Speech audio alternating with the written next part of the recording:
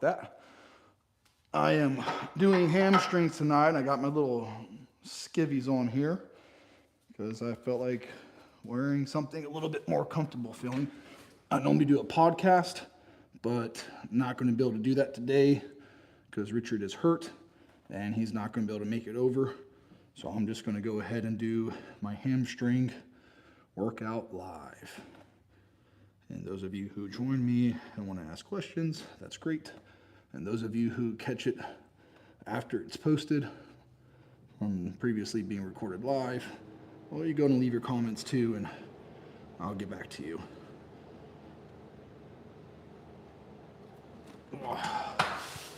That's my third set of leg curls. I'm warming up right now to do deadlifts. I'm doing 6 sets of these for 8 to 15 reps. Just to warm up the hamstring, warm up the knee, warm up, in fact, everything that I can warm up in my lower body before I jump to doing my Romanians. I'll be doing 8 sets of Romanian deadlifts tonight. So these leg curls actually go pretty quick. I take my time on the Romanians, but I kind of fly through these.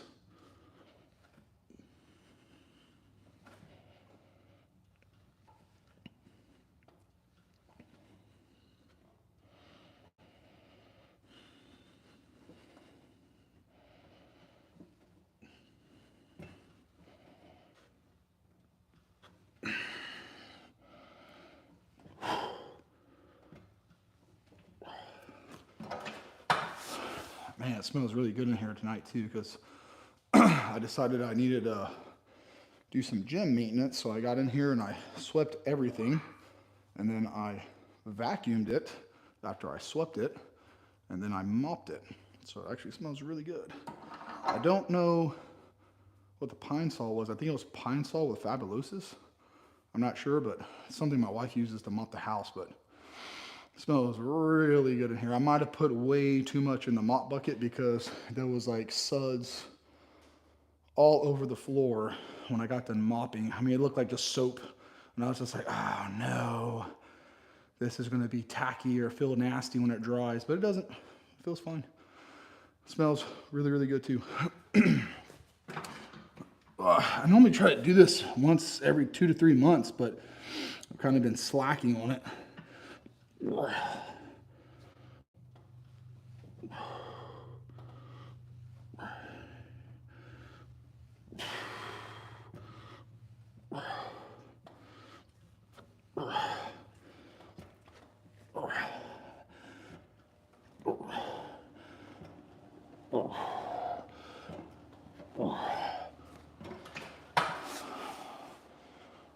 That's fine. So I got one more of these. Like I said, I do 6 sets, and I know some people will be like, oh, that's junk volume, blah, blah, blah, blah, blah. But I don't know. I don't think my legs look like junk. I don't think it's something that doesn't work for me. I respond better to volume. Some people out there talk high intensity, and some people respond great to high intensity. There's a lot of people out there. You cannot argue the analytic data, whatever you want to call it. It works for a group of people, not for everybody. I respond a lot better to volume, way better to volume. The more volume I get, the better I respond to everything: weight loss, muscle mass, volumizing, endurance, even just my overall feel good. Like when I do high intensity training, I just feel beat down and worn out and just like crap all the time, like all the time. But when I train 6 days a week, everything twice a week, and I do a lot of volume, a lot of repetition, I don't ever feel like crushed. And I feel like I could just keep going every single day. Can't do that with high intensity.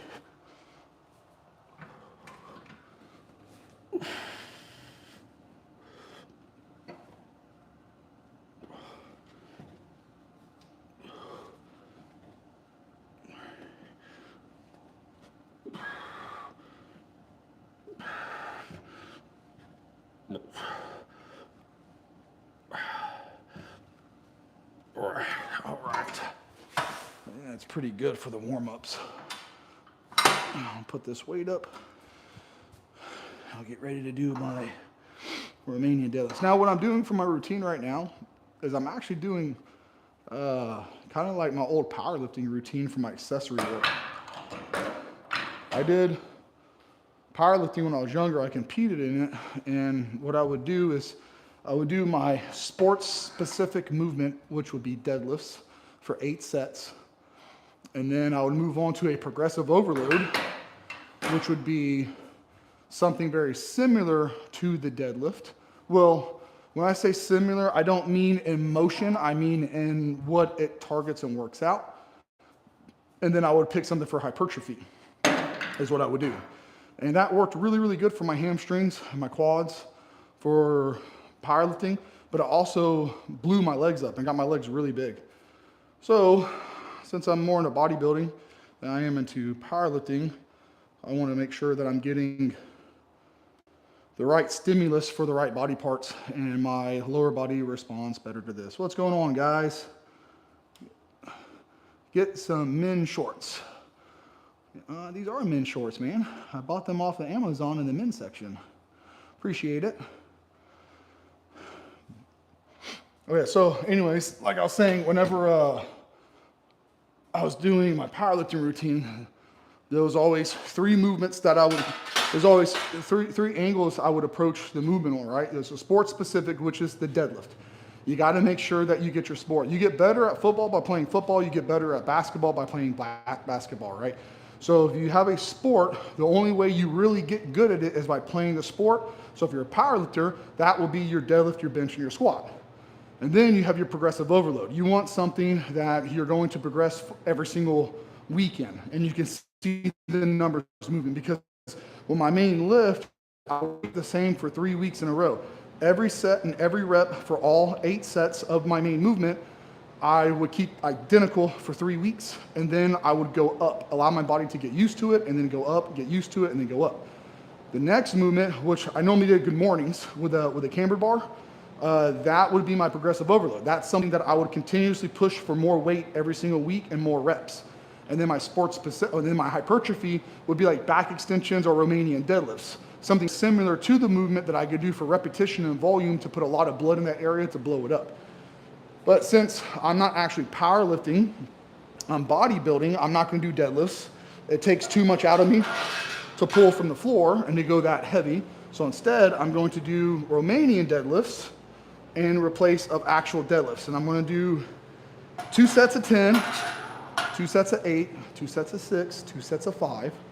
And then from there, I'm probably gonna move on to maybe some good mornings. And then from there, I'll probably do some back extensions for hypertrophy work. Now, technically this is all hypertrophy work because I'm not going crazy heavy on anything. And plus I just wanna see how my back and hips are gonna feel when I get done with this before I make a judgment call of what I'm gonna do after this. I know it might seem like, oh, you're talking more than you're lifting. Well, that's because I'm gonna take my time and really rest between these sets. When I do my upper body, I don't rest. So I superset my chest and my back, and I'll go incline dumbbell press with close grip pull downs for 6 sets, 8 to 20 reps per set. And I'll go back to back to back to back to back to back to back without stopping until I'm done with all 6 sets. And then I take a break for about a minute or 2, then I move on to the next movement. When I do legs, I cannot train that fast. I have to give my body plenty of time to recover, replenish, and then be able to go again. Because with my legs, that's what responds the more high intensity, not the rapid, fast, athletic volume approach. And my upper body is completely different than my lower body and what it responds to. When I train my upper body like my lower body shrivels away. When I train my lower body like I do my lower body shrivels away. So it's funny how different my upper body and lower body is. I can't train them the same. Like, I don't care what anybody says. Like, with my body type and the way I respond, if I train my legs like I do my upper body, they just disappear and they do not hold up. I'm gonna do this set here, then I'm probably gonna change the camera a little bit. And what sucks is recording live is I can't change, I'm white and pale and it's really bright in here, so you can't really see the definition of my legs. But if I could change the exposure, which you can't do that when you're live, you could actually see everything.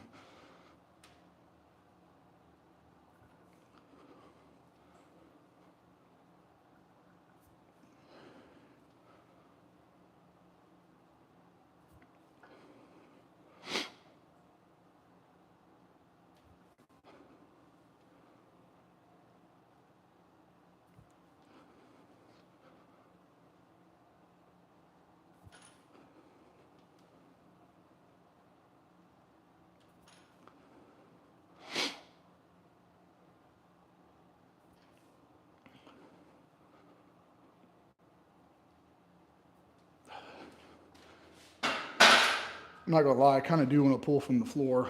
I'm kind of like, in my mind, I'm like, just pull from the floor. Get it off the rack and pull from the floor.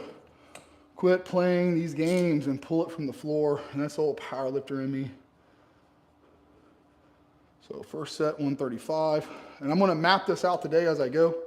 I don't know what my numbers are gonna be. I'm gonna let this workout dictate what my numbers are gonna be for the next 3 weeks. I might pull it from the floor, man. Should I pull it from the floor or keep it on Romanians? Oh, I don't know what I should do. What do y'all think? Should I pull it off the floor and start actually doing deadlifts, or should I keep it on the Romanians? Romanians, you get a better stretch in the hamstrings and the glutes. So you build this more, you build this more, right? With actual deadlifts off the floor, a lot of your lower back and the top of your hips come into play. And it depends on how you pull. If you push your hips back or you squat down, depending on your knee position, is depending on what part of your leg you're gonna push and pull more. I always push more with my hamstring. Well, pulled with my hamstring, pushed with my quad whenever I did deadlifts off the floor. But I know I could go a lot heavier if I do actual deadlifts.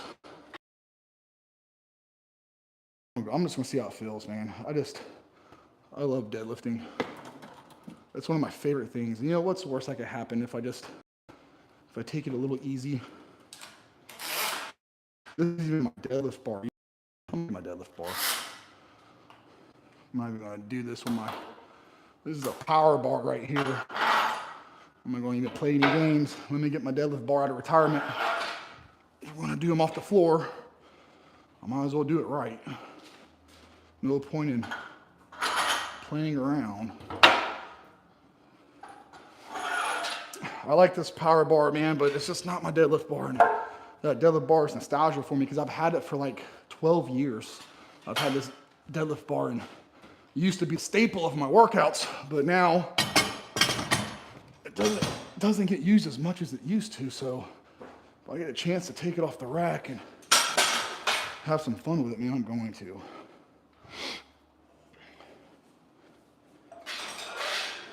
And today's a low carb day for me too.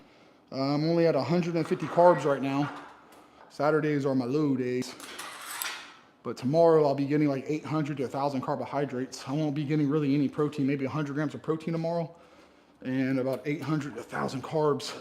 And this week, so Sunday's my lightest day of the week for my body. Last week I weighed 225.6 Sunday morning, and today I weighed in at 225.6. So I weighed the same amount as I did last week, a day early, which is great because now it probably means I'm going to be down even more tomorrow. All right, let's have some fun with this. I'm gonna pull from the floor. Hopefully I don't tear my legs up too bad deadlifting in these little bitty short shorts.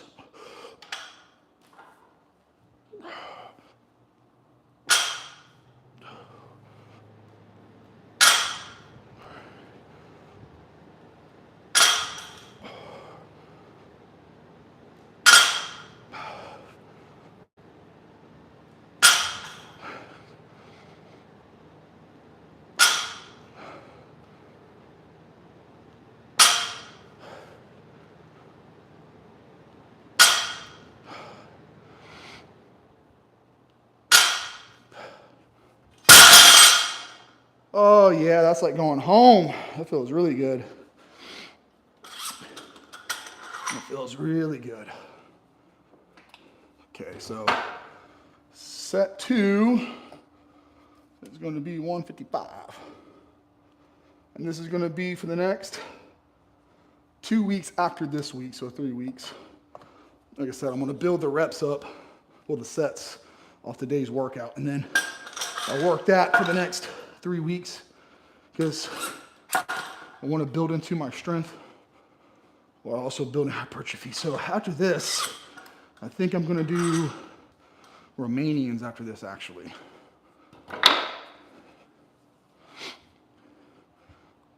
I'm not going to do the progressive overload, though. I probably will. I'm lying. I'm lying to you guys. I'm going to do a progressive overload. But anyway, so like I was saying, man, this is the last day of the week before I do a high carb day.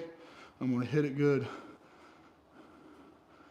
Hey bro, how are you? I am a subscriber, bro. Great job on the extra. Hey, thank you, man. Appreciate it. I appreciate you watching and subscribing and everything. Thank you for the compliment. I really appreciate that too. All right, set number 3. So the first 2 sets, we do 10. Now we're gonna move down to 8, because as the weight goes up, the reps come down. So they do this. So you got more energy to push heavier weights. And this, what I'm doing right here, if I was getting ready for a powerlifting meet, which I'm not no more, as I'm bodybuilding, I want to compete in bodybuilding now. But I just like training my legs like this. If you're getting ready for a meet, these 3-week waves would be done for 4 rounds. So 3, 6, 9, 12 weeks. And then you'll take a week completely off of training. And then you'll come back for 4 weeks, and then you'll reduce your reps dramatically down from 10, 10, 8, 8, 6, 6, 5, 5 to like 10, 8, 6, 3, 3, 3, 1, 1, 1. And then you'll do that for the next 4 weeks and the workload every single week up to your 90% 1 rep max. So when you go to meet, you open with a 90, and then your second attempt will be your last 100%, and then your third attempt will be your PR. And then when you restart your program, you'll reverse your programming off of your new PR. So let's say, for the sake of math, your new PR was 100 pounds. Well, you'd be like, okay, well, 90% is 90 pounds. So I'm going to build my program up to, starting from 70% up to 80% for these 4 mesocycles. And then on the peak, I'm going to peak from 80% to 90% over those 4 weeks, and then I'll go to my meet. And then when you hit your new PR, let's say it's 120 pounds, you just reprogram your percentages off of your new PR. And you do this over and over and over and over and over again until you end up getting a massive deadlift, squat, and bench. Now, there's other methods out there, but that's the one that I like doing the most.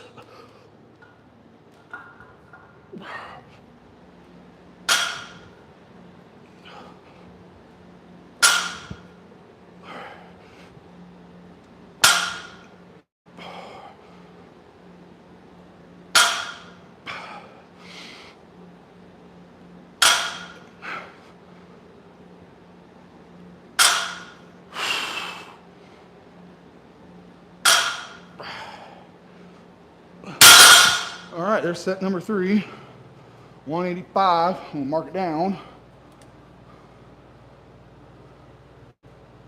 Not bad. Here's another tip.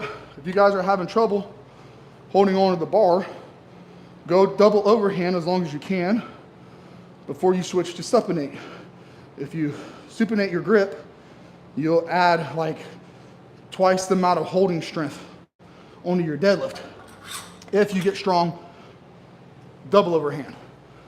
Now you're like, well, how do I get stronger at double overhand? Well, you do it. But there's some tricks I'm about to tell you guys. If you're blessed with long fingers like I am and hands, it's easy because my hand wraps around the bar like nothing. If you have short, little stubby, meaty fingers and thick, thick, thick palms, then your problem is that bar feels like a 2-inch bar in your hand, not a 1-inch bar. So when you grab the 1-inch diameter bar, it feels like you're grabbing the end of this, 2 inches. The wider your hand is spread to grab something, the less strength you have on holding. So unfortunately, if you have short fingers and stubby palms, you're always going to have an issue with your grip, and you have to really work on getting your grip strong. Here's how you do it. You either buy a fat bar grip, which is basically like a pad that goes over the bar, or you could get like a pool noodle and cut it and put it on there, or wrap a towel and tape it. And the thicker the bar is to hold on to, the stronger your grip is going to be. Now, it's going to reduce the amount of weight you can pull dramatically, but it's going to build your grip strength up. Doing wide grip pull downs with a 2-inch bar, that's incredibly difficult. I could do 200 pounds for sets of 20, right? But with that fat grip, I could do maybe 100 pounds for sets of 12 before my grip goes and I can't hold on to it because my fingers are so entirely numb.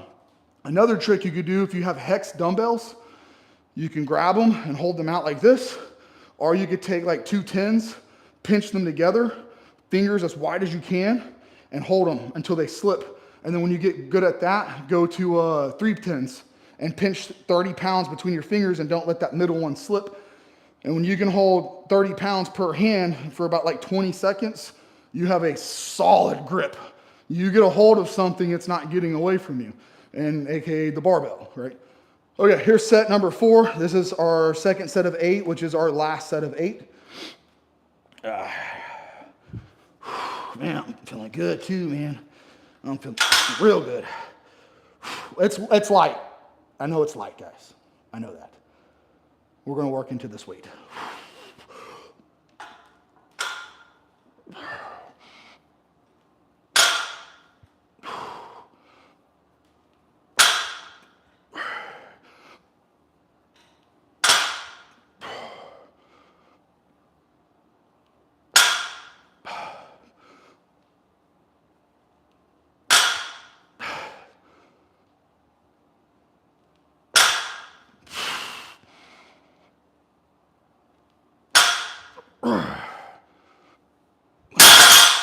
If you notice, I'm not going down fast. I'm controlling it. The reason why I'm controlling it is because I'm still trying to build up muscle mass and not pure strength. Okay, let me mark this down, 205. Okay, so I'm not trying to just build up raw strength. I'm trying to build up muscle mass. So if I just want to build up strength, I'm going to go down as fast as I can. I'm not going to waste any energy on the negative. I don't care what anybody says. If your main goal is to build up strength, don't waste energy lowering the bar slowly. If you lower the bar slowly, you are wasting energy you can use to lift the bar fast and aggressively, because ultimately, you know you can lower it if you can pick it up, right? If you can pick it up, you know for a fact you can put it back down. So why waste energy doing something you know you can do? Can you lift it 10 times? Can you lift it 8 times? If you go up in weight, can you lift it 5 times? If your goal is strength, don't waste energy lowering the bar slowly. You're not going to have any carryover. You'll build up more muscle, and you know, a bigger muscle can be a stronger muscle, but that's not what this movement's about. This movement is about moving the most amount of weight in the fastest way possible to conserve as much energy as you can, so that way you can lift more. And you don't want to go to failure on this either. A lot of people make the mistake of going to failure, right? You don't go to failure in this. Now, if you're for some reason a hypertrophy phase and you want to see how many reps you can do, yeah, cool, go to failure. But if you're in the middle of building strength, don't ever go to failure, ever, ever, never. 70 to 80% is a build. 80 to 90 is a peak. Anything above 92, 95% is a max effort. And if you're not doing a conjugate system, there's zero to test your max. The only time you want to test your max is when you're on the platform or you're trying to plan a new program and you're building up to a mock meet or something like that. I gotta get a drink, man. I'm getting thirsty. All right, let's see the comments. Knock that deadlift stuff off before you end up hurting yourself. Oh, man, you caught me. You done caught me. Richard's out right now. He got something going on with his back. And doing something I shouldn't be doing right now, deadlifting. But, oh well. Richard, if you were here, it'd be a different story, man, but you're not. I saw what happened to you, man.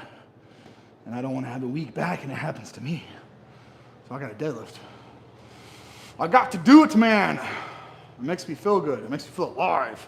Plus, I thought about it. If I do my hamstrings on Saturdays, and I'm in no rush for any reason on a Saturday at all because I have nothing going on besides my workout, and the next day is Sunday and I got nothing going on, Why don't I do deadlifts? Because I have a whole day to recover. I can take my time. I can enjoy myself. So that's what I'm doing. So I like doing that. And if you notice, I'm not lowering the weight fast. I'm controlling it, which is not what you want to do if you're building up strength. I'm controlling it, man. So I'm trying to be as safe as I can be. Now, if I feel something in my back or my hips, I'll back off or I won't do this. But for right now, it feels good. I feel healthy. I feel great. My legs feel healthy. My legs feel, look at that. Oh, yeah. These were not built on leg curls, man. These were built, look at this. Look at that. Those are built on deadlifts, man. Low bar squats, good mornings, Romanian deadlifts, wide belt squats. All right, this is our first set of 6. Set number 5. Lightweight, baby. Incredibly lightweight. Only 225 light pounds.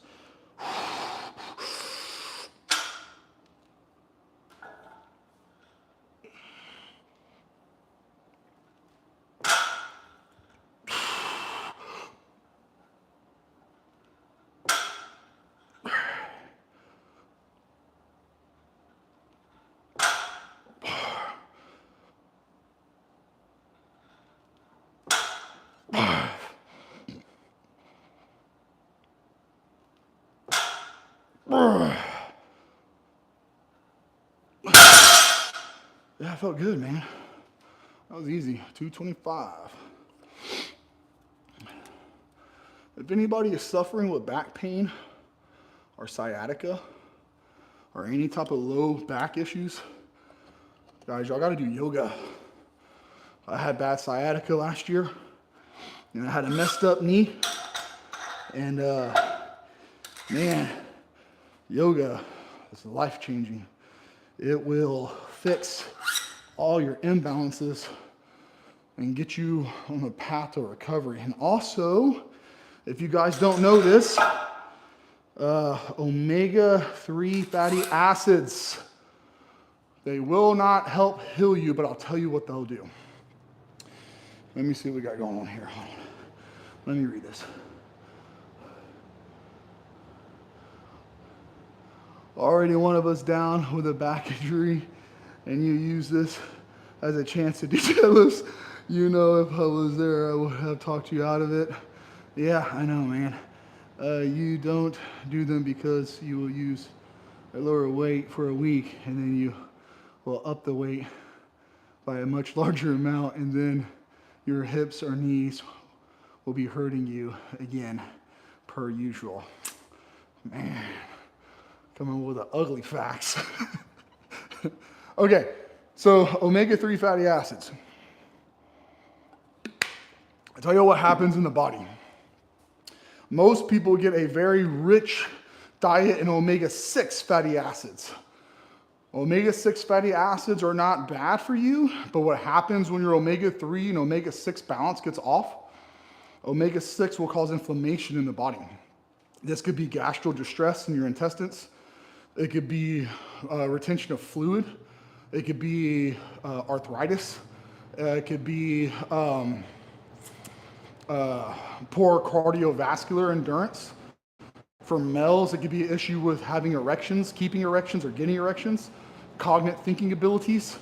And it's not that the omega-3s is the answer to like, oh, it's because you're omega-3s. No, it's because you're deficient in omega-3s and you're rich in omega-6, right? Imagine like a car.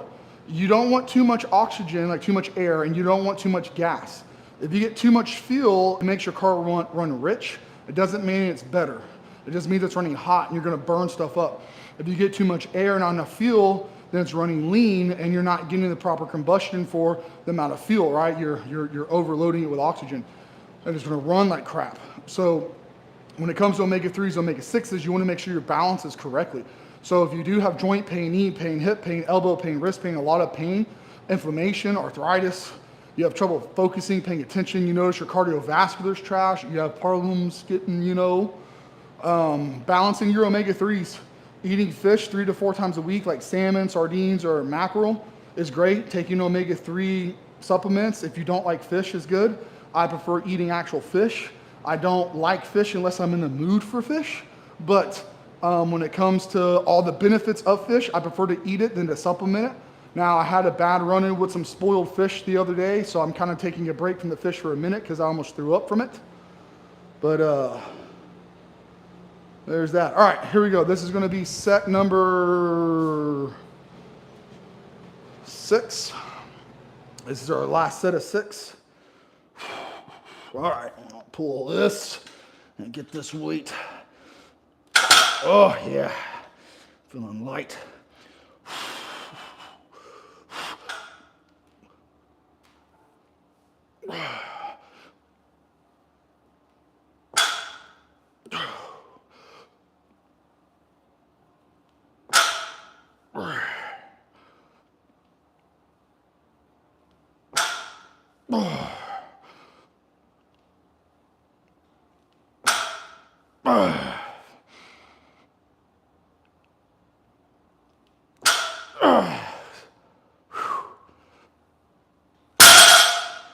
All right, man, that felt great.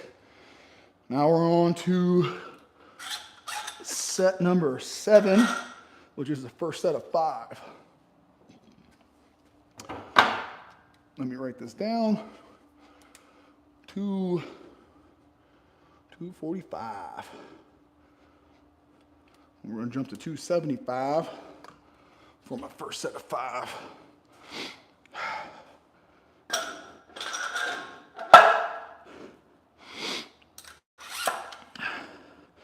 Hope you guys appreciate the little shorts, man. I wasn't sure if I was going to live stream or just record.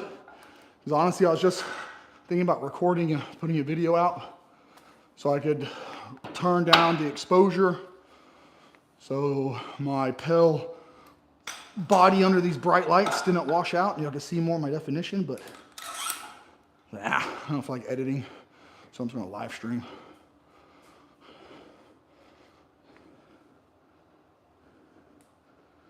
All right, this is going to be set number 7 with 275.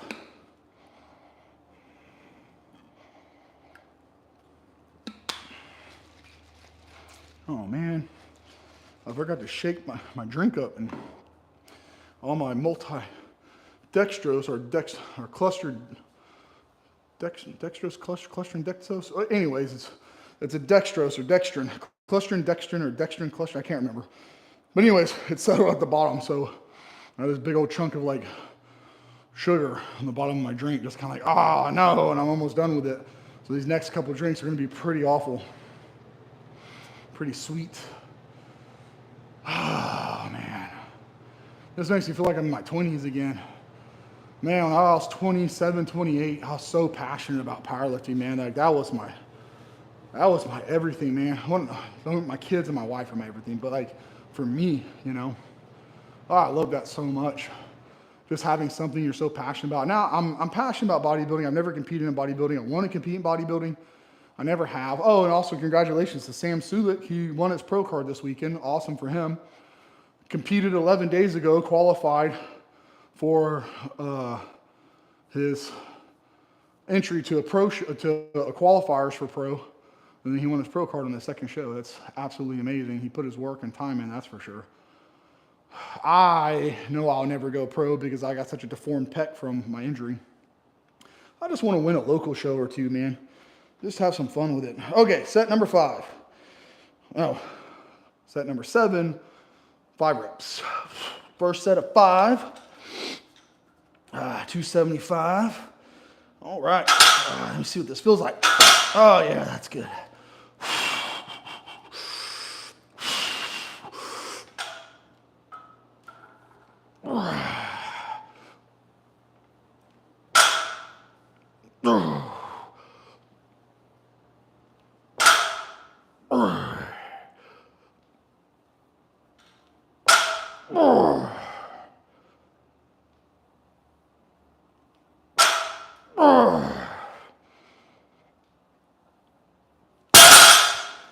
Yeah, I feel good. All right. Set number 7, mark this down, 275. Top set, this is gonna be my last set of deadlifts.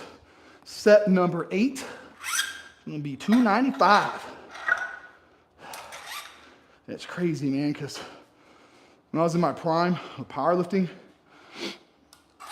I would be in the mid to high 400s on this set.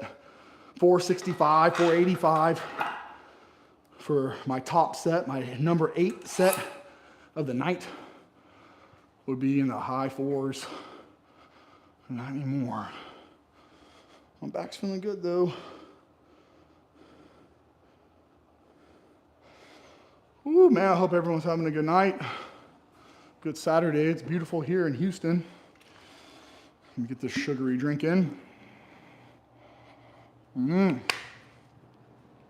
God, that is like sucking on pure sugar. Ugh.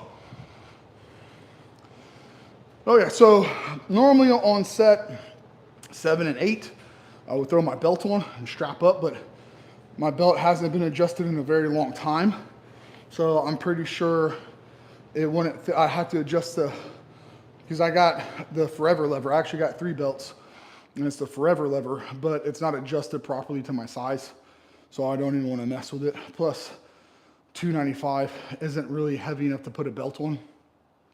Once you start getting like, north of 365, and that's when the belt will come into play. Like if you need a belt before 365, 405 for a top set, I'm not calling you weak or not criticizing you. I'm just saying that there's probably something else. Now, if you're a small guy, you're like 120, 180 pounds, 160 pounds, and that, yeah, you're probably flying close to the sun. But if you're a bigger dude and you're putting a belt on south of like 365, 405, like you're like, oh, 275, let me put my belt on.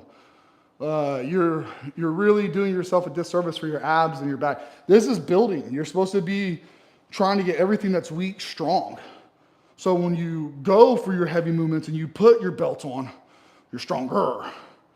But if you jump on your belt too soon, and you're actually doing yourself a disservice and you're leaving a lot on the table for room of improvement, you know.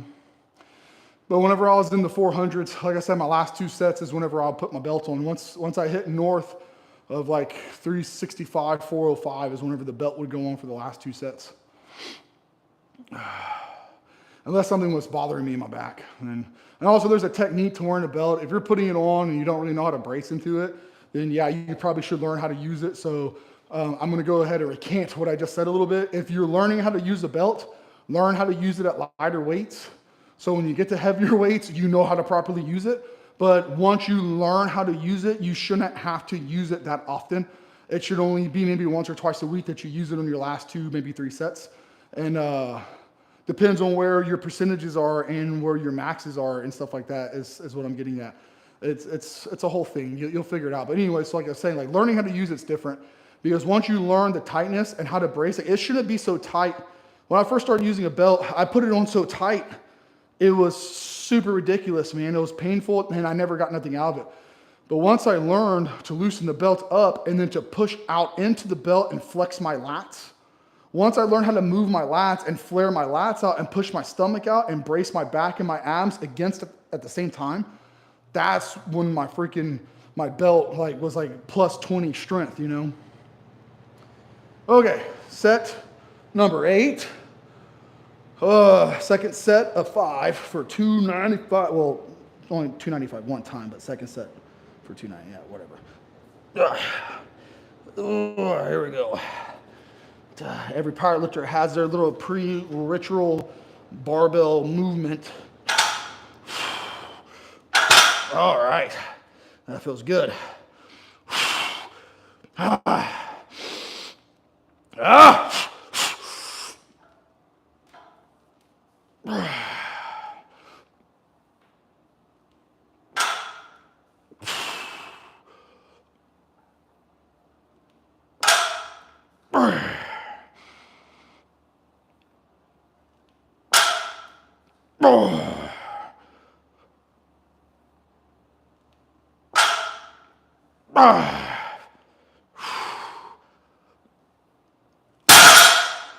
Yeah, boy.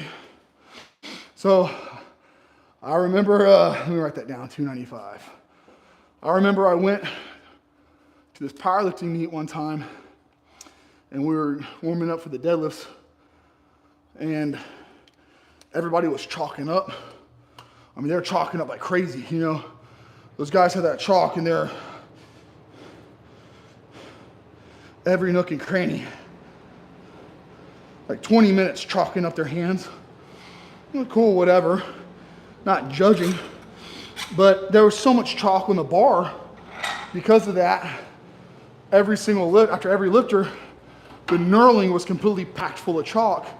So they had to take a wire brush and they had to file the chalk off the bar, which is pretty typical in a powerlifting meet on deadlifts, right? You're not going to get around that. Well, I never trained with chalk or straps when I was powerlifting, unless my grip failed because I was doing so much volume. So whenever I was doing my deadlifts, let's say I go to Romanians and I'm doing 5 sets of 15, my grip's going to give out from just the pure endurance of holding on the bar. So then I might put a strap on the last maybe 1 or 2 sets. But anyway, so I always train my grip. And whenever I was getting ready to go, this guy comes up to me. He was one of the people that worked there. I was helping with the meet, and he was all trying to amp me up. And I'm not really that guy that gets all like, rah. So he comes and gets in my face. Are you ready? You amped up, you fired up, you mad? You ready to attack this way? Yeah, man. You really got chalk? No. You didn't put no chalk? Well, you didn't put no chalk on? No. Dude, go put some chalk on. No, I'm good. And he just went from revved up to just like, what? He's like, dude, like the bar's gonna slip out of your hand. I'm like, nah, it's good, dude. Like, I'm not losing that bar. It's not coming on my hands. There's so much chalk on the bar anyway. It's like, it just locked in my hand. But when I supinate, man, like, cause my fingers are so long, man, that barbell's not coming out of my hands. It's just not gonna do. Anyway, so I pulled all 3 attempts. Never put chalk on my hand one time. But whenever I got done, my hands were caked white from the barbell. So like I said, I just thought it was comical. And like I said, that guy was just like surprised, like I didn't need chalk. But it's like, dude, everybody else got that covered. I don't need it. But I'm not powerlifting no more. I am bodybuilding now. So, and for the last like couple months, man, I have not found a routine that has got my legs sore at all until I did my powerlifting routine this week for my quads, and my legs were hammered dog shit. So I like powerlifting routines for lower body. All right, man, we're only 44 minutes into this workout. This is not bad at all. All right, so that was deadlifts. Now I'm gonna move on to Romanian deadlifts. That was the hard work. Now we're gonna go for the light work with reps. I'm gonna shoot for 8 to 15 on this. I don't even know what I'm gonna get. I just wanna get my hammy. How do they look, by the way, guys? Are they pumped up? Are they looking good? Can you even tell in that lighting? Or is it like washed out? Oh, not too bad for Pell and Gross.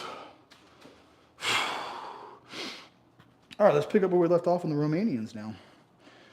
All right. I feel so much lighter.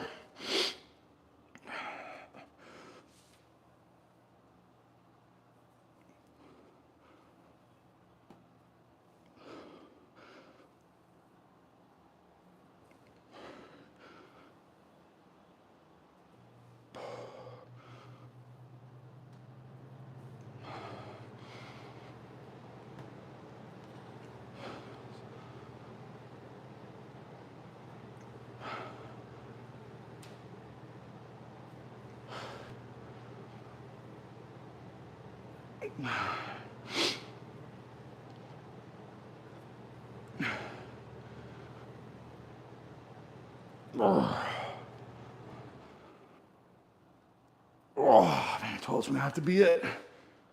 Woo. That was pretty tough. So there's one. I'm gonna do 6 sets of these actually. 6 sets of Romanian deadlifts. I know it's junk volume, but my legs don't look junky. So 8 sets of deadlifts, 6 sets of Romanian deadlifts, 6 sets of leg curls. I don't know if I'm gonna do back extensions tonight. I probably won't. I think doing 8 sets of deadlifts, 6 sets of Romanian deadlifts, and 6 sets of leg curls is enough on the hamstrings. That's what, 20 sets? Plus I worked out my quads on Wednesday, which still, you can't do belt squats and hack squats and lunges without engaging the hamstrings. So they still get work on that day too. But I like to do less work on my hamstrings than I do on my quads, because my quads, they're still carryover to the hamstrings. So my hamstrings technically get worked twice. My quads get worked once a week.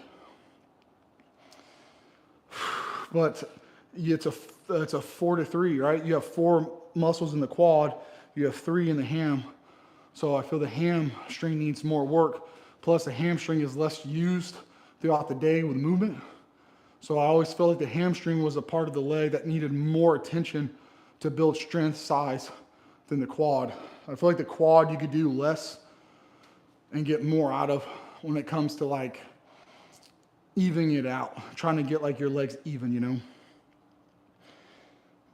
Well, at least that's the case for me.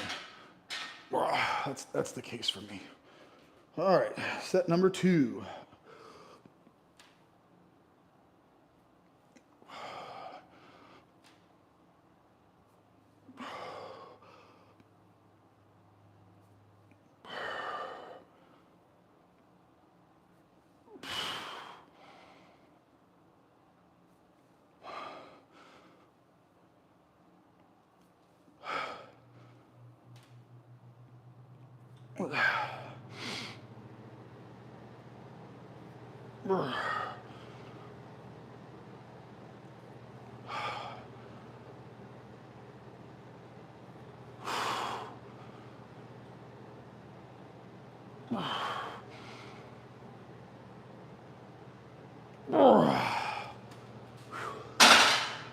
Okay, 2 down, 4 to go.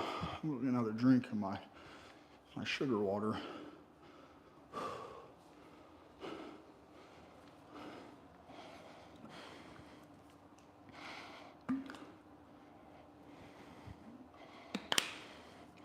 I want to see if I move this camera angle. See if we can move this a little bit more, my hamstrings in the video, maybe. Maybe there. Yeah. Let's go right there. Let's see if you get a little bit more hamstring action from the back. Hopefully these aren't see-through when I bend over too far. Oopsies. All right.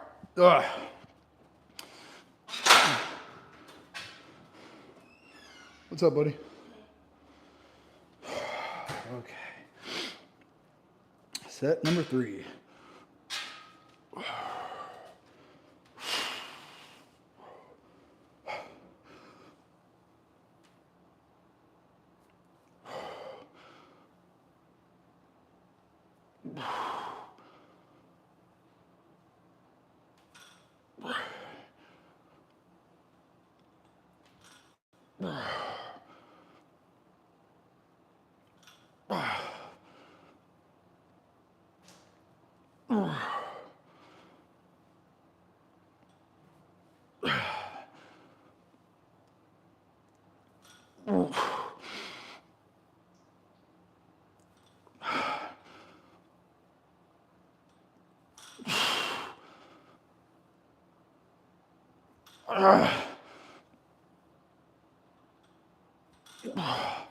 Woo! Man, I feel it on my back. Feels good. That's set number 3. So I got 3 more to go on the Romanians. And then, so I did the leg curls first to warm up the leg, and then the deadlifts, and now I'm doing Romanians. I'm gonna finish my hamstrings off with these, and then I'm gonna move on to my hip adductors, abductors, and then my calves. You all right, buddy? All right.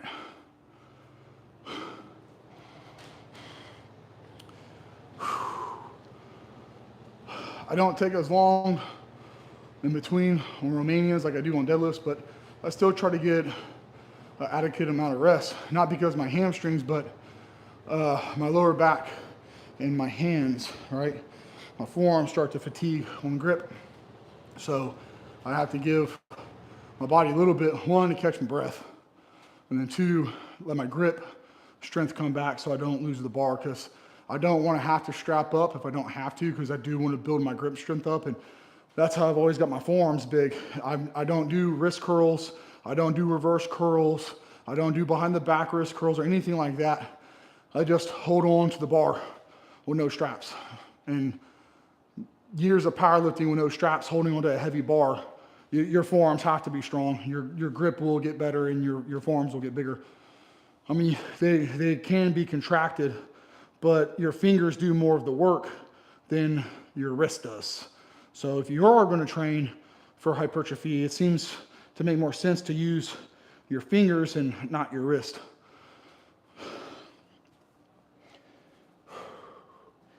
All right, set number 4.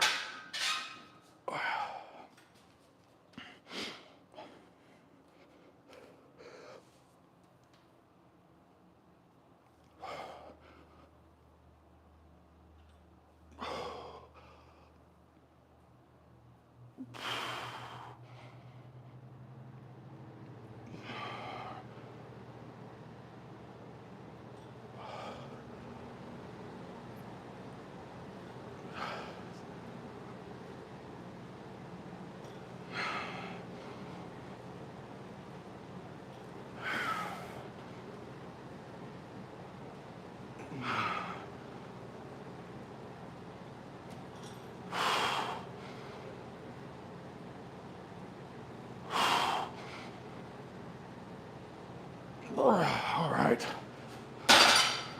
2 more to go. 2 more to go. I'm gonna get another sip of my sugar water. Do what? Yeah.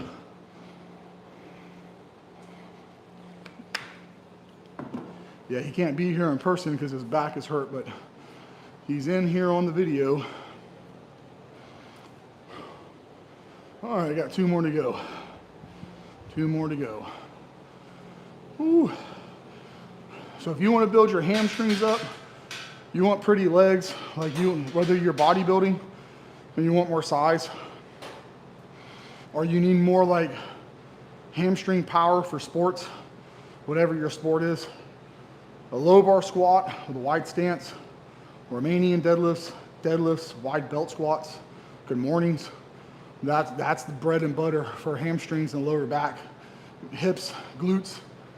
That's where your power comes from. And then if you want thick legs, those are the movements to do it. I mean, your quads are pretty when they get big, but your hamstrings is what gives your legs that sweep and that belly and that round bulbness, like bulbousness. And a lot of girls want pretty legs and they do a lot of squats. Well, the Stairmaster, most girls do Stairmaster, but that's not going to build them.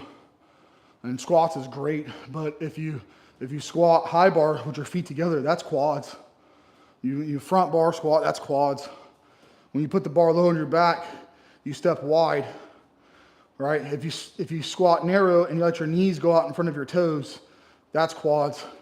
You squat wide and you push back and your knees out, that's hamstrings and hips. That's going to give you a really pretty leg from the side and the back. All right, set number 5. Set number 5. And there's no such thing as junk volume, man. Like, you got to find the amount of volume that works for you. You know, someone might be able to get away with doing 2 sets and you might need 8 sets. You got to find the volume that works for you, the amount of sets and reps, man. It's individual. It's not a one size fits all.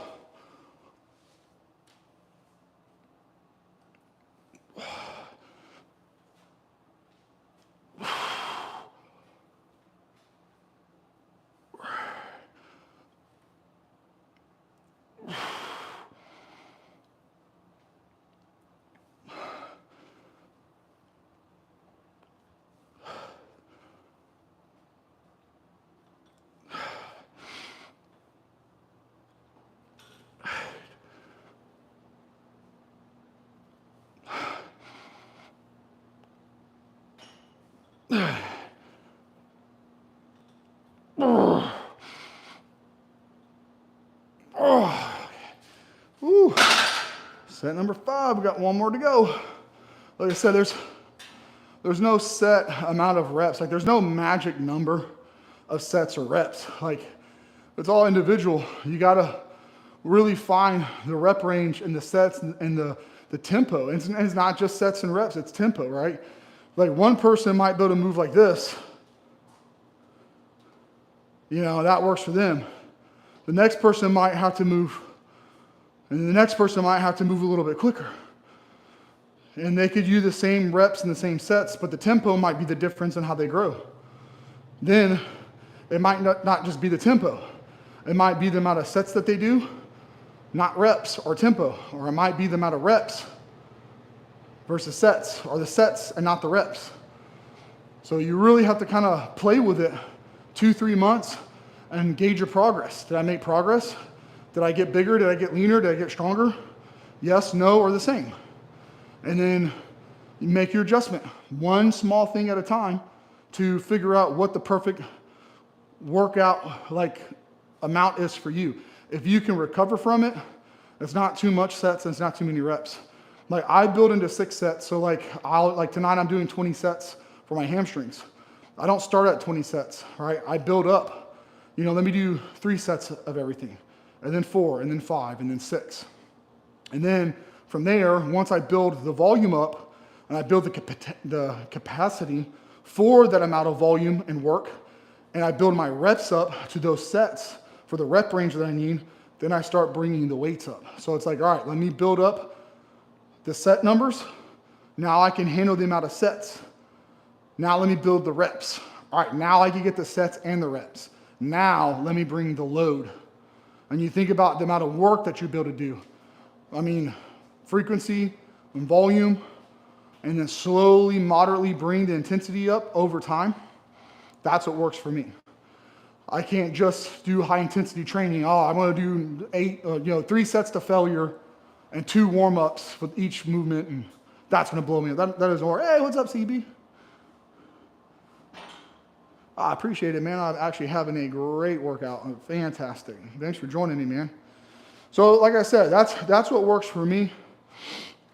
It may not work for you. Some people do 2 warm-ups, 1 set to failure for 3 different movements. So a total of 9 sets, 3 to failure, 6 warm-ups total for the body part.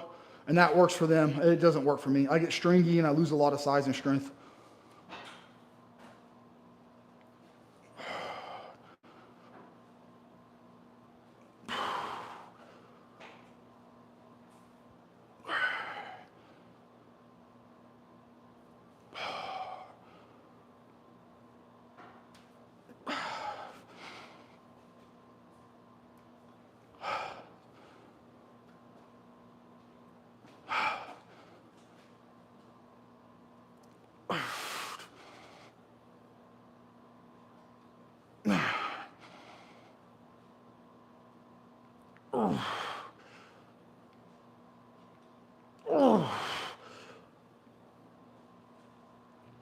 All right. So since I did 6 sets with 135 for each set, I did 12 reps. I'm gonna write that down. 135 for 12.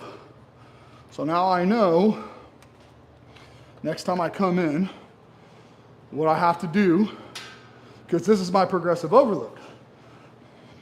So my leg curls It's like hypertrophy. So I do that to warm the legs up, get a lot of blood in there. And then I move to deadlifts off the floor, sports specific for powerlifting to get strong. I care about optimizing the load on the bar with the most efficient plane of motion to get the most amount of load.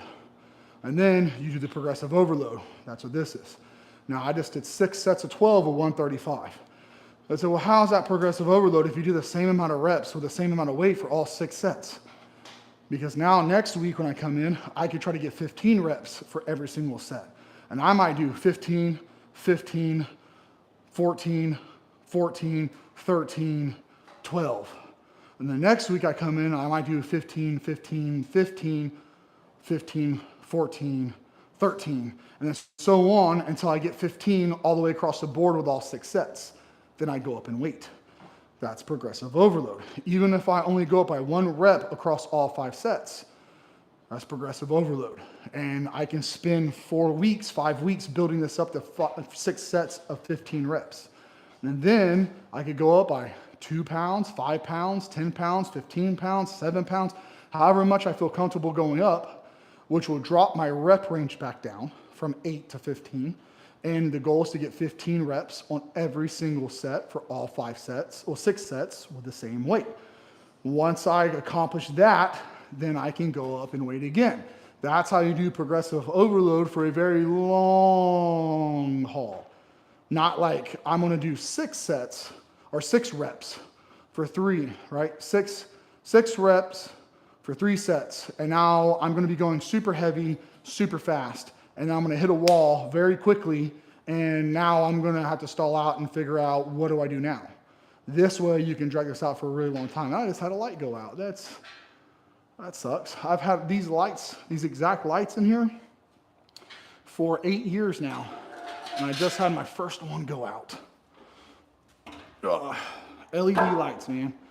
Supposed to last forever. They technically could, but they don't make them that way because they want you to rebuy them. And here's the downside about buying lights, right? You buy them, and the next time you need them, they don't even make the same style. You have to buy a completely different style. And change the whole entire thing out. It's stupid. I got 24 lights in here, so I'm hoping I can find that same light so I don't have to change all of them out to match. And that sucks. Okay, now we're gonna do hip adductors. All is cool, dude. You're very welcome. Oh, thank you. Now we're gonna do those right there. Oh, look, there's my son. That's Weston. Say hello. All right, so we're gonna do those right there. So some hip action here. I'm gonna superset these. I'm also doing 6 sets of these, which is going to be 6 inner, 6 outer, supersetted back to back to back to back to back without stop. I bought this right here because I was training one day and I tore this groin horribly. And then I tore this one. And then I re-tore this one because my groins were weak because I never did any direct work to them. So I developed a lot of weak areas in my inner thigh. So my hip adductors and hip adductors and flexors and stuff like that. So now I do these mammer jammers here. Make sure I ain't got nothing hanging out there, guys. I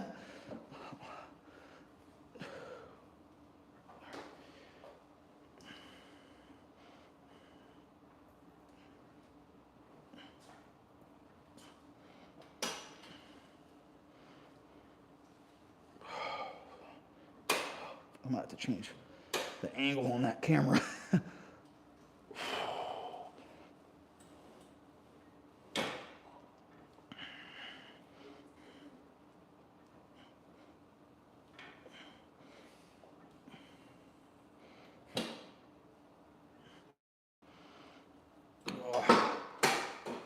That's, I feel like, man, that's like right there on the brim, man. I don't want to change this camera angle. I'm gonna bring it over here. So, you guys are just gonna have to get like a backwards angle, man, because I don't want anything to jump out at you guys. I mean, unless y'all are into that kind of stuff, which is cool. I ain't judging, but I don't want anyone to flag my video. All right, now back to the superset. I try to do 20 reps each way, and I'm not really trying to do like a pause, a squeeze, or a hold. I keep the tempo pretty quick on these. I'm counting with my fingers, so I make sure I get the same amount of reps on each set. And this is performed, like I said, this is just a big superset right here for all 6 sets back to back. And I don't go up much on weight on these either. Like, this isn't something that I really care to go heavy on. This is just something that I really want to get the blood in the area and get the muscles moving.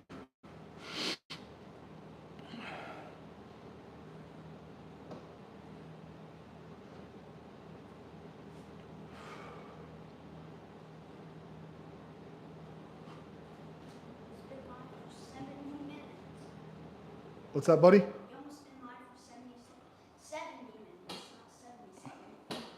Yeah. That's a pretty lengthy workout.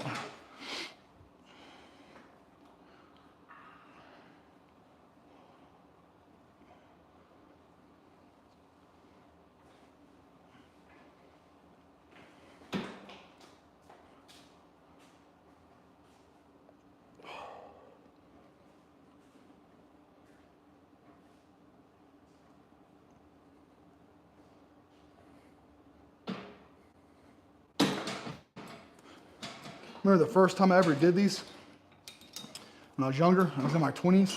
I jumped on this thing and I was just like, oh, this is a nothing. And I like worked up to maxing the stack. And I was doing sets of like 10 with a max stack. And I did like 4 sets. And I was just like, oh, that thing's stupid. It doesn't even do anything.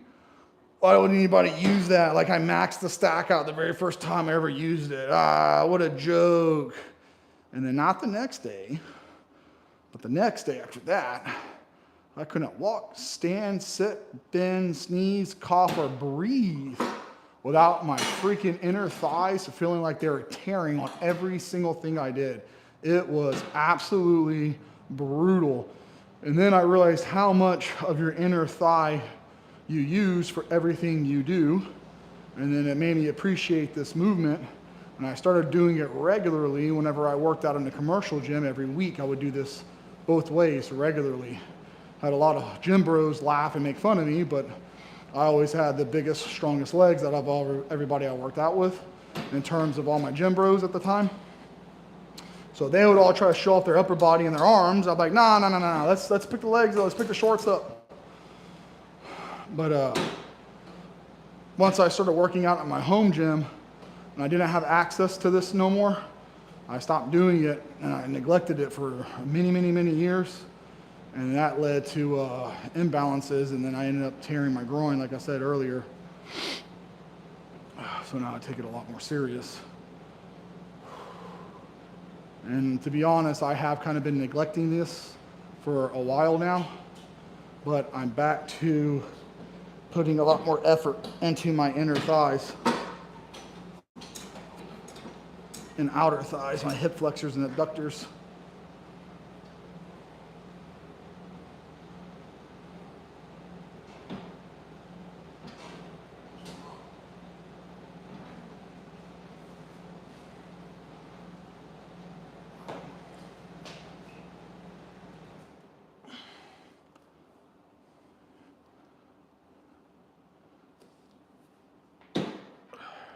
And then once I found this piece of equipment for sale for a huge discount, I had to buy it, you know.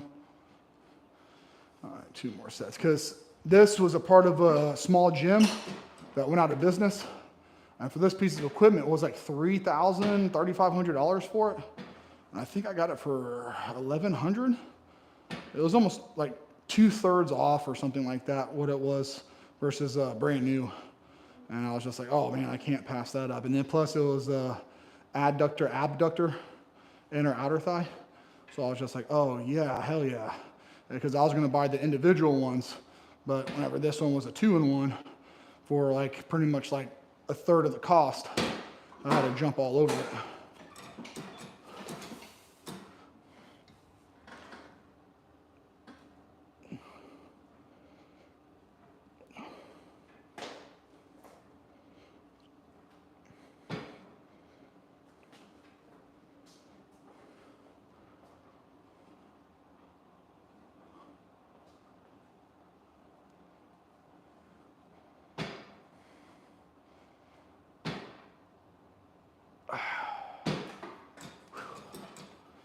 I was gonna live stream on the horizontal too instead of the vertical because I could pick my live stream like a thumbnail with that.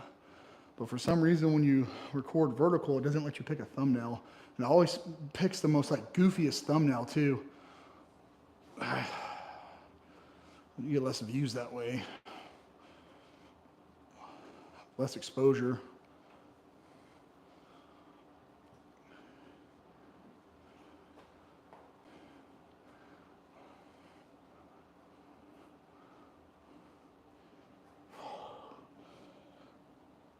Oh. Oh. God, man. There's that burn. Little muscles like this, man, I don't really see a point in taking a long break between your sets because it's like, yeah, you could probably push a little bit heavier than what you would if you took a long, like, you know, a 1-2 minute break between your sets. But honestly, it's like, is that 1-2 minute break worth loading up another 10, 15 pounds, maybe 20 on this? Probably not. I feel like I get more out of this going back to back. It's like the running muscles, right? It's like running. Like, you get better at running by running. You don't get better at running by doing squats. I just don't feel like these are muscles that need to be like really heavily overloaded with a lot of weight. Now I'm moving to calves. Really upsets me about that light. Okay, we're gonna move to calves now. So what I do with calves, I'm gonna see if I can get this all in here. As I do a tricep. Let me back up this way here.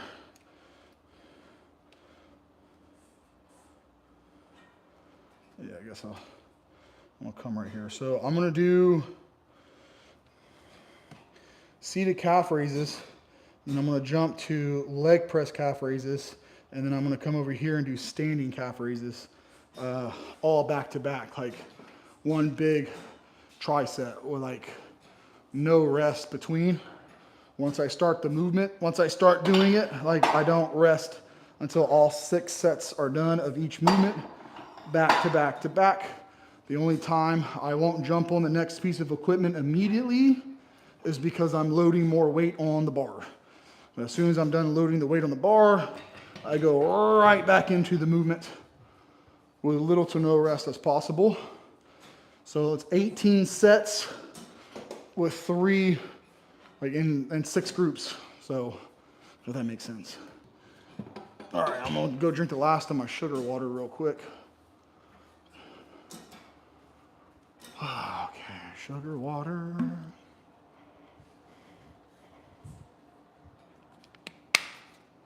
Oh man, that is awful. I'm gonna have to remember to shake that next time better. Ugh. All right, and my rep range on this is pretty much whatever I get, 8 to 20. My range of motion changes each movement. So with this one, I try to stay more at the top.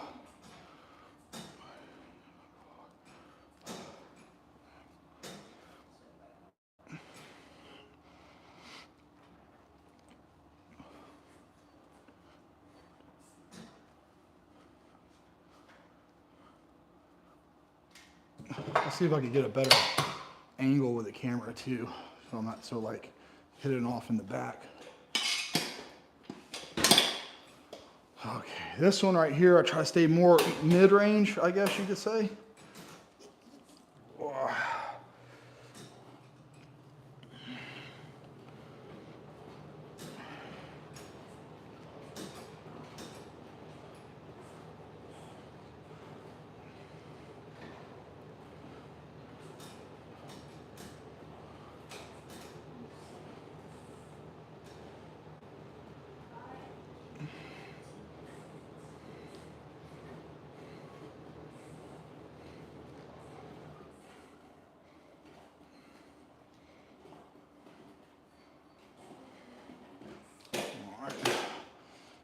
Come over here and just try to hold our balance and do just some standing.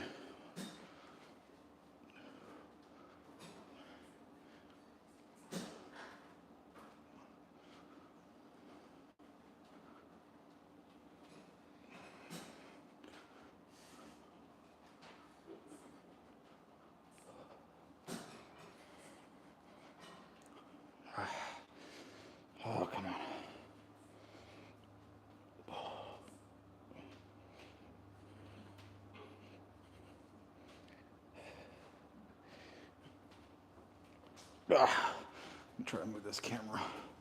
So that's round 1. We got 5 more rounds to go. Let's see if I move it maybe. Yeah, that'll probably be better. All right. Okay, so that's round 1 of 6. We got 5 more to go.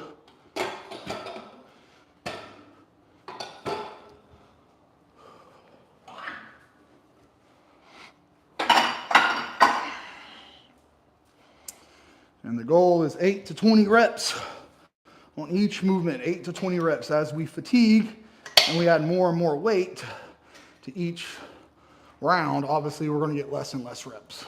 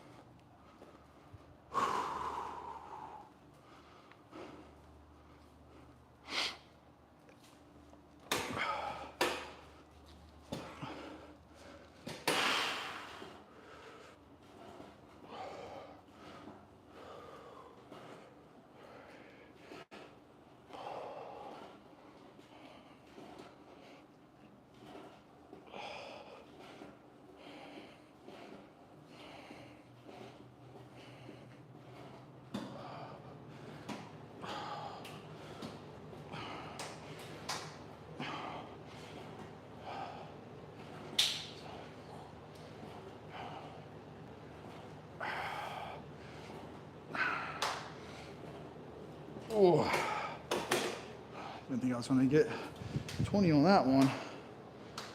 Okay.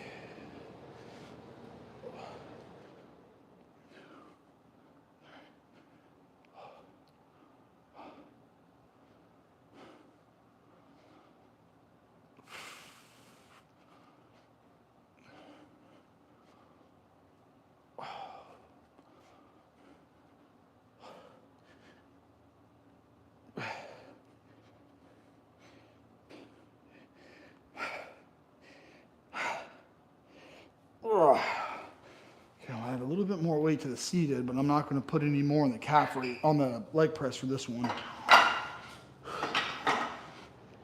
Okay. So that was round 2. That was round 3.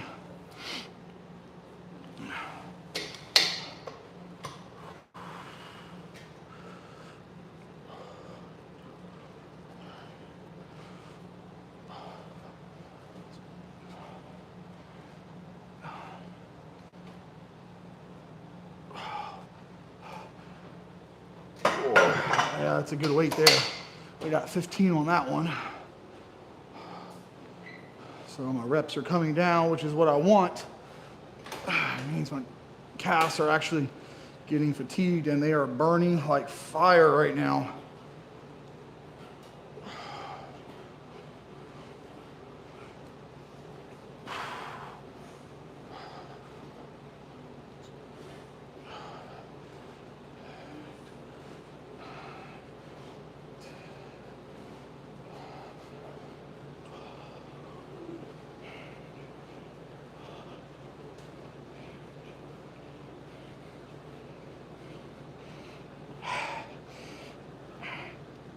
Oh man, 20 again. Might go up on that one.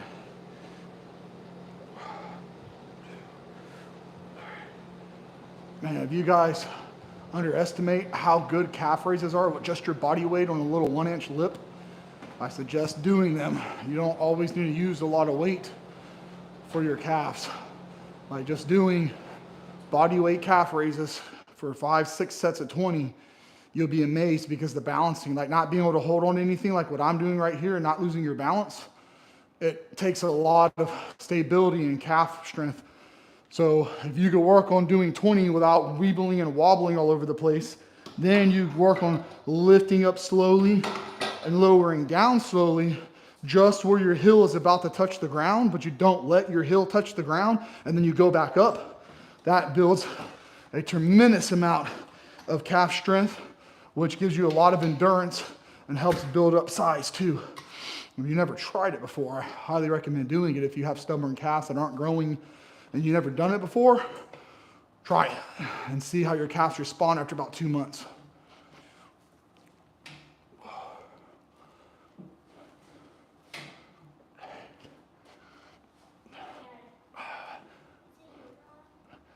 Yeah, buddy. Oh.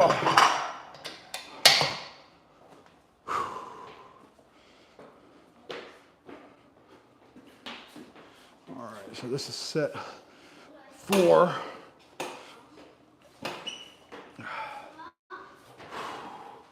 Or should I say round 4?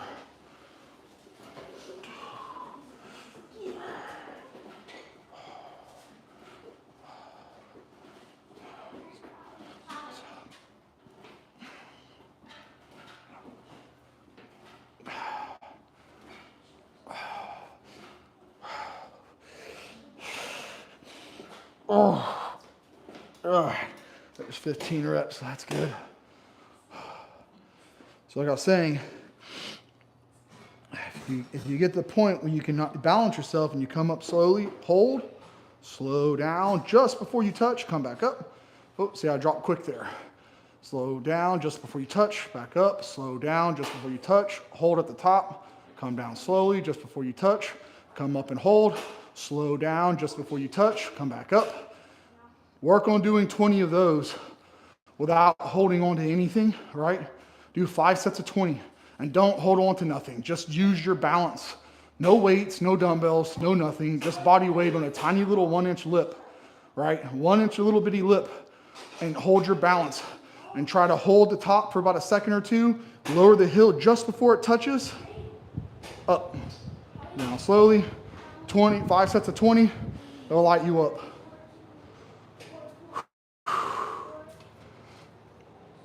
Now, if I'm not doing big triceps like this, I do stuff like that for my calves.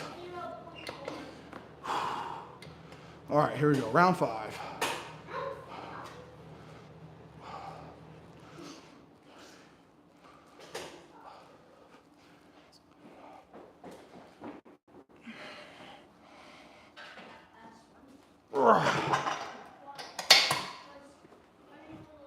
Watch out, buddy. Weston, watch out.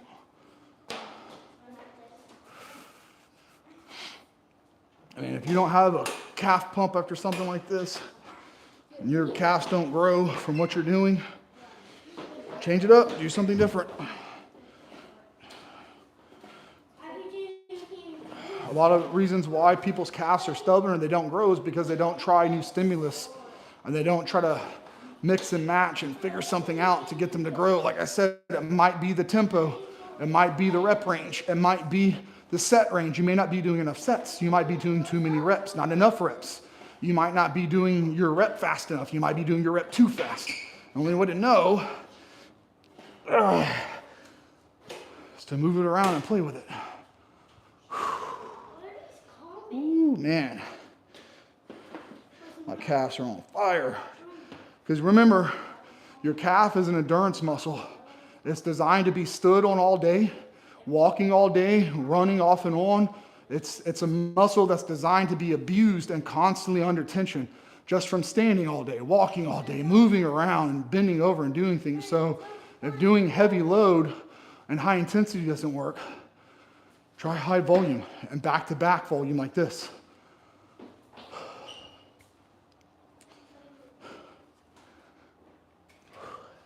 Sometimes you got to do stuff that other people look at you funny for and be like, that's not the way you do that. That's not how you train. That's not going to work. It's like, well, I've been doing it your way and listening to what you've been saying and it's not working. So it's time to change it up and do something outside the box, something out of the ordinary, something that I've never thought of before and something I've never tried before. If that other stuff doesn't work, that is. Because there is no one path to this, man. Every muscle can respond different. I got to train my calves different than my hamstrings and quads. My hamstrings and quads are trained differently than my upper body. which is trained different than my abs. I train my abs differently than I do my other muscles. My arms require less sets. My chest and back requires more sets. My shoulders require less sets. My abs require less frequency, higher volume. My legs require less frequency, high intensity for my hamstrings and my quads. My calves require less frequency, high volume, fast volume too. All my muscles respond slightly different to different stimulus. There is no one size fits all. Think about the mechanics of your muscles and what they're designed to do, right? Think about it. And then think about what applies to those muscles. Your back is a pulling, holding muscle. Your chest is a pushing muscle. It's not a holding static push. It's just a pushing forward. Your arms are endurance. You use them and move them a lot. Your shoulders are light endurance, move around muscles. Your legs, I mean, they can be powerful or endurance. It depends on your body type. Think about the function of the muscle and how it works. Okay, so that is it for my workout. I am going to recap for those of you just joining us because I am done. We started off with 6 sets of lying leg curls. Then we did 8 sets of conventional deadlifts. And then we did 6 sets of Romanian deadlifts. That concluded the hamstring work. And then we did a hip adductors, hip adduction, the little squeezy thingies, right?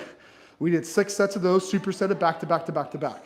And then we did 3 exercises, seated calf raise, leg press calf raise, and then standing calf raises for 6 sets with 3 sets in a row back to back without stopping at all. Now the hamstrings, those rest between those until I was ready to go because it's a larger muscle, requires more rest and more adequate time to recover so I can push a heavy load. This is what works for my legs. If you have a trouble growing your legs, try this routine out, see what it does for you. Don't jump into 6 sets, build into it. Start with 3 sets, and then 4 sets, and then 5 sets, and then 6 sets. And then take your reps from 6 to 8, to 8 to 10, to 10 to 12, 12 to 15. And then when you build up your reps and your sets, build your weight up. Now start building up your weight. So you build up your sets, you build up your reps, and then you build up your load. And then eventually you're gonna get to a point, if you're bodybuilding for hypertrophy, building up your load isn't gonna be important no more because you're gonna get to a heavy enough weight, which is good enough to stimulate muscle growth without having to overexert yourself by like, oh, I have to leg curl 1,000 pounds. No, you don't need a leg curl 1,000 pounds. You need a leg curl the amount of weight that your legs require stimulus. So if you can get stimulus with 75 pounds, 100 pounds, week after week after week after week, there's no reason to go heavier. Strength comes first, and then you'll stall. Well, endurance from sets and reps, and then strength follows. Then once your strength builds up, your strength will plateau. But you will continuously to get more size with the same amount of load because it takes a while for your body to adapt to that load. Like if you're curling 95 pounds, that's heavy. That's a heavy load. Does it mean that you need to go heavier? No, if you're struggling to get 8 to 15 reps of 95, you can continuously use that weight and get bigger and bigger and bigger without ever having to increase the load for a good while. Now, eventually you're either gonna have to change the workout, change the tempo, change the reps, change the sets, or change the load. But ultimately what it comes down to is if what you're doing right now does not work, it doesn't mean you're the problem. It means what you're doing may not be right for you. So it doesn't matter what this guru says, or this self-proclaimed expert says, or what this guy over here says because he has a science degree in physiology. It doesn't matter. They're trying to sell a program. They're trying to sell books. They're trying to sell apps. They're trying to sell like, buy my app, buy my book, buy my program. One size fits all for every body type, but that's not true. I've done high intensity and it doesn't work for me. I just lose size and I actually go backwards. Is high intensity the wrong workout for me? Yes. Is it the wrong workout for you? Probably not. It might work for you, or it might work to a duration of time and then it stops and then you're gonna have to change it up. But if you look at all the biggest, baddest bodybuilders on the planet, almost none of them do high intensity training. The majority of them do high frequency, high volume. They'll do high intensity up to a point, and then it becomes unproductive because you start getting hurt, you start getting injured, you start getting more banged up and beat up, and you can't train like you're supposed to train to continue making progress. So how do you accommodate high intensity? Low intensity, high frequency, high volume. You can get more workload, more capacity, more frequent training sessions, which increases your chances to grow without injury. So many different ways to do it. You just got to find what works for you. That's it for this video, guys. Thanks for watching my live stream. I will be posting this probably Monday. So if you're just joining and want to catch the whole workout, you can watch it on Monday. I'll see you guys next time I post something. Thanks for watching.